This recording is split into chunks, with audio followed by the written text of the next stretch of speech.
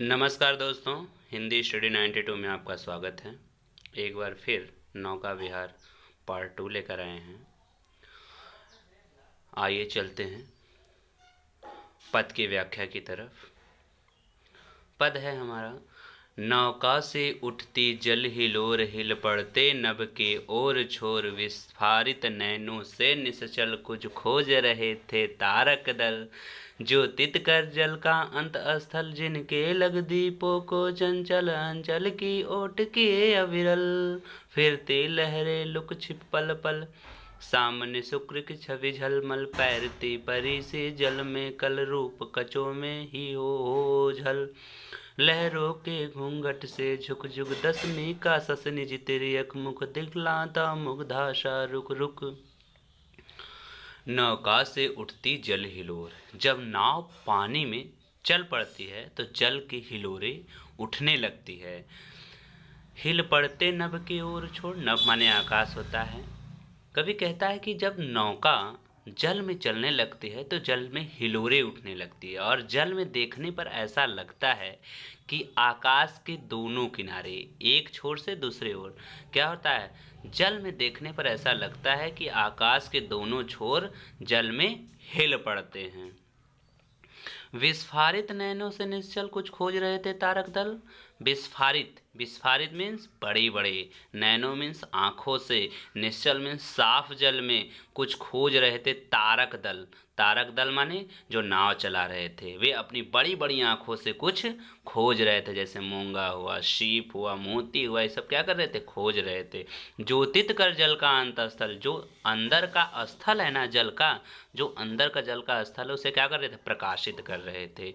जिनके लघु दीपों को चंचल अंचल की ओट की अविरल फिरते लहरे लुक छिप पल पल। जिनके लघु दीपों को चंचल, वे कुछ नहीं कर रहे थे, वे क्या कर रहे थे, दीप दान कर रहे थे। चंचल प्रसन्न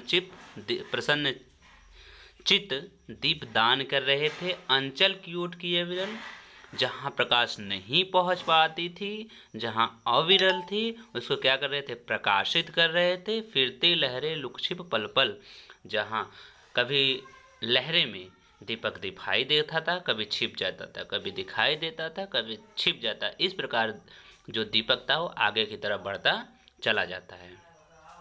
सामने शुक्र की छवि झलमल पैरती परी सी जल में कल। सामने शुक्र की छवि झलमल यानी कि शुक्र का तारा भोर का तारा कहा जाता है, माना जाता है।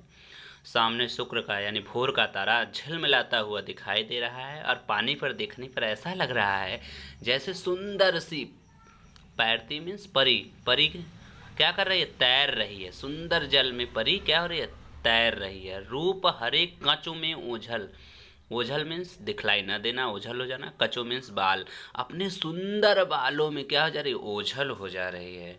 लहरों के घूंघट से झुक झुक दसवीं का ससे निजे तिर्यक मुख। लहरों रूपी घूंघट से झुक झुक कर दसवीं का शशि यानी पूर्णिमा नजदीक आने वाला, दसवीं तिथि है। शशि माने होता है चंद्रमा, निज माने अपने, तिर्यक मुख माने तिरछे मुख से, दिखलाता मुग्धा सा रुक रुक, मुग्ध होकर के रुक रुक करके दिखला रहा है। अपने लहरों रूपी घूंघट से चंद्रमा, सुंदर चंद्रमा अपने तिरछे नेत्रों से, आँखों से क्या कर रहा है, मुग्ध हो करके धीरे धीरे दिखला रहा है, रुक रुक करके। चपला जब पहुंची चपला बीच धार, छिप गया चांदनी का कगार, दो बाहों से दुरस्त तीर धारा का कृष कोमल शरीर आलिंगन करने को अधीर। जब पहुंची चपला बीच धार, जब नाव बीच धारा में पहुंचती है तो क्या बिजली प्रकाशित होती है, तो जो बिजली प्रकाशित होती है उससे चंद्रमा से छिप गया चांदनी का कगार माने होता है किनारा, चांदनी माने चांदनी का प्रकाश, चंद्रमा का जो प्रकाश से दोनों किनारे हमें साफ दिखाई दे रहे थे वो क्या हो गए, छिप गए। जब नाव चलती है तो ना पानी में बीचों बीच अचानक बिजली प्रकाशित होती है, जिससे गंगा का दोनों किनारे क्या हो जाते हैं, छिप जाते हैं। चांदनी के प्रकाश में क्या होते हैं, छिप जाते हैं। दो बाहों से दुरस्त तीर तारा का कृष कोमल शरीर।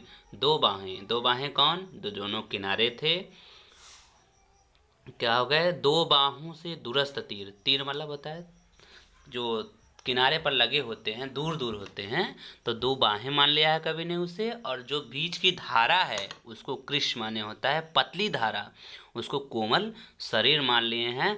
ऐसा लग रहा है कि दोनों बाहें उस पतली कोमल शरीर को आलिंगन करने के लिए व्याकुल हूँ।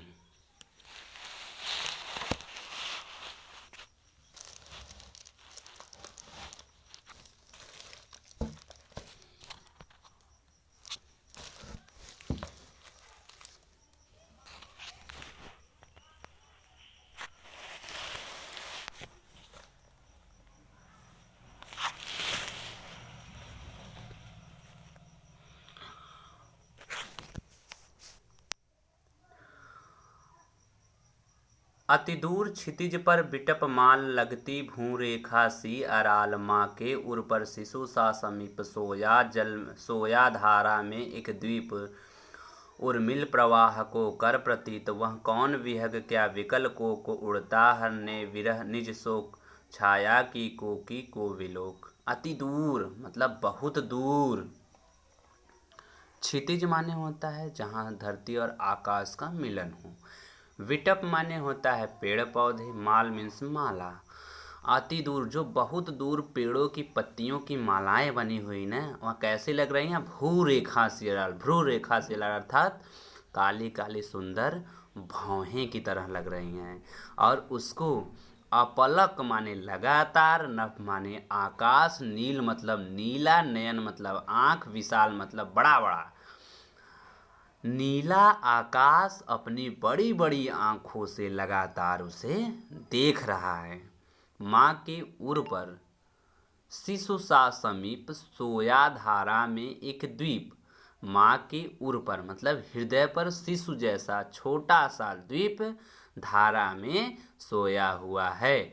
उर्मिल प्रवाह को कर प्रतीत, उर्मिल माने होता है लहरों वाली धारा। लहरों वाली धारा को क्या कर रहा है, रोक रहा है। वह कौन विहग क्या विकल को उड़ता हरने को निज विरह शोक छाया की को विलोक। वह कौन विहग, विहग माने क्या होता है, पक्षी होते हैं। जैसे कोई छाया रूपी पक्षी अपने कोकी के शोक को हरने के लिए लगातार आकाश में उड़ रहा है, या नहीं तो कोक माने होता है चकवा पक्षी और कोकी माने होता है चकई पक्षी। कोई छाया, हाँ, कोई चकवा पक्षी अपने चकई के शोक को हरने के लिए लगातार आकाश में उड़ रहा है। ठीक है बच्चों, आइए चलते हैं अगले स्टेंजा की तरफ। अब है ये क्या बेटा, ध्यान से देखना।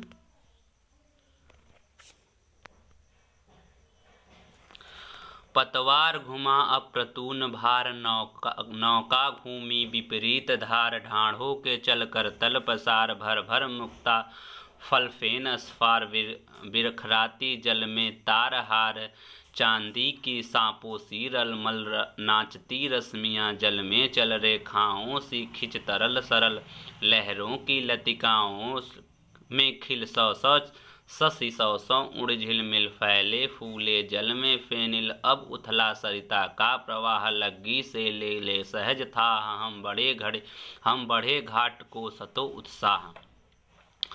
पतवार घुमा अप्रतून भार, पतवार घुमा दिया गया है, अब नौका की भार कम हो गई है। नौका घूमे विपरीत धार, और नौका धारा के विपरीत दिशा में घूम गई है। ढाढ़ों, ढाढ़ों माने होता है ऊंचा स्थान, ढाढ़ों के चल कर तल पसार, जैसे ऊंचा स्थान जो गंगा में रहता है जहाँ रेत के बालू ठेले दिखाई देते हैं, उसे कवि ने मान लिया है ढाढ़ों। वहाँ करतल माने होता है हाथ, वहाँ जो ऊंचा स्थान है ना, वहाँ हाथ पसारे क्या है, खड़ा है। भर भर मुक्ता फल फेन अस्फार, अस्फाल माने होता है ऊंचा स्थान, मुक्ता हल माने होता है मोतियों की माला, मोतियों की तरह, और फेन माने होता है झाग। जो भर भर कर मुक्ता फल मोतियों की तरह झाग, अस्फार माने ऊंचे ऊंचे स्थान को ढाढ़े के चल करतल पसार, अर्थात ढाढ़ जो होते हैं वह जो ऊंचा स्थान है वहाँ हाथ पसार करके खड़ा है, किस लिए? भर भर मुक्ताहल फिन अस्फार, अर्थात मोतियों की तरह जो झाग है ना उसको लेने के लिए हाथ पसार के खड़ा है। विखराती जल में तारहार, वह क्या कर रहा है? फेन को बिखरा रहा है जल में। तार मतलब तार की तरह पतले पतले हार रूपी को क्या कर रहा है? बिखरा रहा है। चांदी के सापों सी रलमल, नाचती रश्मियां जल में चल। रश्मियां माने क्या होता है? प्रकाश होता है। जो प्रकाश है ना वह चांदी के सापों की तरह क्या कर रही हैं? नाच रही हैं जल में। और क्या कर रही हैं? रेखाओं से खींच तरल सरल, उस पानी में ना रेखाओं की तरह, पतली रेखाओं की तरह खींच करके तरल और सरल की तरह एकदम दिखाई दे रही हैं। लहरों की लतिकाओं में खिल सौ सौ शशि सौ सौ उड़ झिलमिल। उड़ माने होता है जुगनू और शशि माने होता है चंद्रमा। लहरों रूपी लतिकाओं में क्या कर रही है? खिल रही हैं। क्या खिल रही हैं? सौ सौ चंद्रमा खिल रहे हैं और सौ सौ उड़ माने होता है जुगनू या तारे। क्या होता है? जुगनू या तारे। तो सौ सौ चंद्रमा खिल रहे हैं और सौ सौ तारे खिल रहे हैं। फैले फूले जल में फैलिन, और पूरे जल में क्या हो गया है? फैलिन माने झाग क्या हो गया? फैल गया है।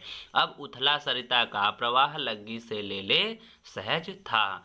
अब उथला, उथला माने होता है जहाँ कम गहरा स्थानों से उथला कहते हैं, जहाँ हल्का सा ऊंचा हो। तो अब सरिता माने होता है नदी। उस नदी में जो प्रवाह है वहाँ कम ऊंचे स्थान को देख रहे हैं, खोज रहे हैं। लग्गी से ले था माने पता लगा रहे हैं लग्गी के द्वारा, यानी कोई बांस की लग्गी है उससे पता लगा रहे हैं कि कहाँ उथला है, कहाँ गहरा स्थान है उस नदी में। हम बड़े घाट को सतोत्साह, और हम घाट की तरफ बड़े सतोत्साह, बड़े हर्षो और उस्ताद के साथ आगे बढ़ते हैं। ज्यों ज्यों लगती नाव पार, उर्मे अवलोकित सत विचार। इस धारा सी जग का क्रम, शाश्वत इस जीवन उद्गम। शाश्वत है गति शाश्वत संगम, शाश्वत नभ का नीला विकास। शाश्वत शशि का यह रजत हास, शाश्वत लघु लहरों का विलास। हे जग जीवन के कर्णधार, चिर जन्म मरण के आर पार। शाश्वत जीवन नौका विहार, मैं भूल गया अस्तित्व ज्ञान जीवन का। यह शाश्वत प्रणाम करता मुझको अमरत्व दान। आइए चलते हैं इसकी व्याख्या की तरफ। ज्यों ज्यों लगती नाव पार, जैसे जैसे नाव आगे की तरफ बढ़ती जा रही है वैसे वैसे मेरे उर मतलब हृदय में अवलोकित माने प्रकाशित हो रहा है सत्य विचार। सच्चे विचार मेरे हृदय में क्या हो रहे हैं? प्रकाशित हो रहे हैं। इस धारा से जग का क्रम, बता रहे हैं कवि कि इसी धारा की भांति इस जग का क्रम है। शाश्वत इस जीवन का उद्गम, उद्गम माने उदय होना। ये जो जीवन का उदय हुआ है ना, ये शाश्वत सत्य है। शाश्वत किसे कहते हैं? उस सत्य को कहते हैं जिसे कभी टाला न जा सके। परफेक्ट सत्य, सत्य इसके सिवा इससे बड़ा कोई सत्य है ही नहीं। तो ये जो जीवन का उद्गम है ना, ये क्या है? शाश्वत सत्य है। शाश्वत है गति, इस संसार की जो गति है वह भी सत्य है। और शाश्वत है संगम, संगम किसे कहते हैं? जहाँ दो वस्तुओं का मिलान हो तो संगम कहते हैं। जैसे आपका इलाहाबाद प्रयागराज गंगा यमुना सरस्वती का मिलन होता है, तो इस प्रकार जो यहाँ मिलन है ना वह भी क्या है? शाश्वत सत्य है। शाश्वत नभ का नीला विकास, यह जो आकाश का फैलाव है ना, विकास फैलाव है ना, यह भी शाश्वत सत्य ही है। शाश्वत शशि का रजत हास, रजत माने हमने पहले बताया था बेटा क्या होता है? चांदी होता है। तो ये जो चंद्रमा की चांदनी जैसी हंसी है ना, यह भी क्या है? सत्य है। शाश्वत लघु लहरों का विलास, ये लहरों रूपी जो छोटे छोटे विलास हैं, आनंद है ना, यह भी शाश्वत ही हैं। हे जग जीवन के कर्णधार, कर्णधार माने भगवान, हे जग जीवन के भगवान श्री राम, चिर जन्म मरण के आर पार। ये जो जन्म और मरण है ना, इन सब के बीच में क्या है? शाश्वत जीवन नौका विहार, अर्थात सत्य है इस जीवन का नौका विहार। मैं भूल गया अस्तित्व ज्ञान, मैं अपने अस्तित्व को ज्ञान को क्या हो गया? भूल गया था जीवन का यह शाश्वत प्रमाण। अब मुझे इस जीवन के शाश्वत सत्य के प्रमाण को मिल गया है। करता मुझको अमृत दान, और यह मुझे क्या प्रदान कर रहा है? अमृत प्रदान कर रहा है। धन्यवाद बच्चों, नौका विहार आपका कंप्लीट हुआ।